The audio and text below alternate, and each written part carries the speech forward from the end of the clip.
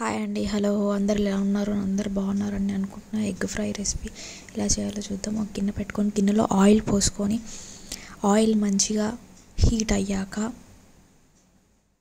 పక్కన ఒక 4 eggs తీసుకోవాలి. ఈ 4 eggs ఇప్పుడు ఆయిల్ హీట్ అయింది కదా, ఆయిల్ హీట్ అయిన దాంట్లో ఎగ్ పగలగొట్టుకొని ఎగ్ పోసుకోవాలన్నట్టు.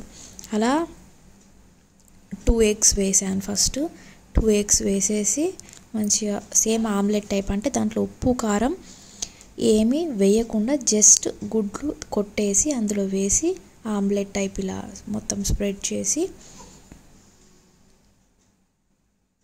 మంచిగా అది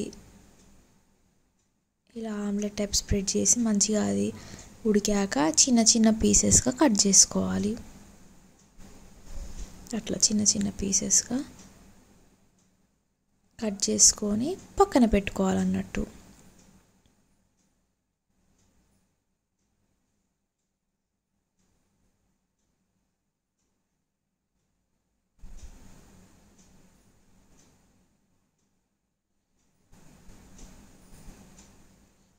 ఒకసారి మంచిగా కలుపుకొని ఇక కట్ చేసుకున్న ఇవి ఉన్నాయి కదా, ఇవి ఒక గిన్నెలో పక్కన పెట్టుకోవాలి.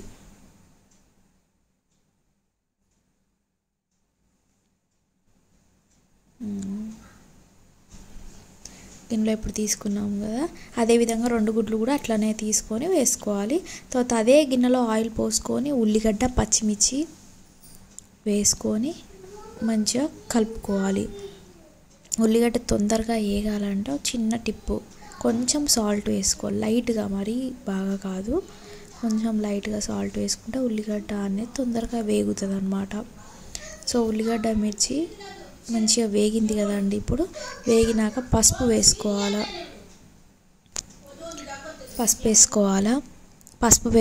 మంచిగా కలుపుకోవాలి.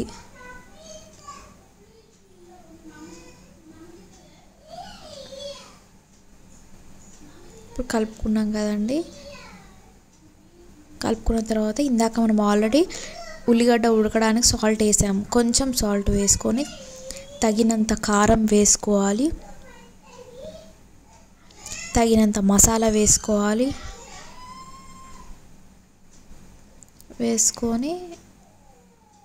మంచిగా కలుపుకోవాలి.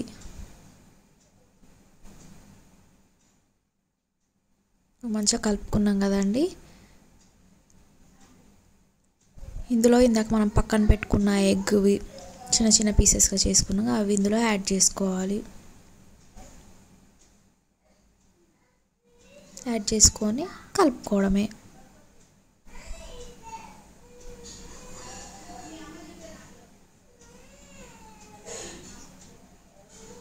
కొద్దిసేపు మంచిగా ఉడకనివ్వాలి, నూనెలో మంచిగా ఫ్రై అవ్వాలి.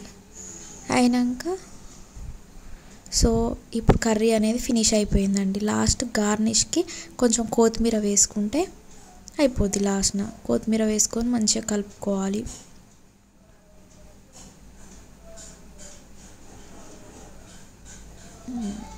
సో కలుపుకున్నామంటే ఎగ్ ఫ్రై అనేది రెడీ అయిపోయినట్టు ఎగ్ ఫ్రై.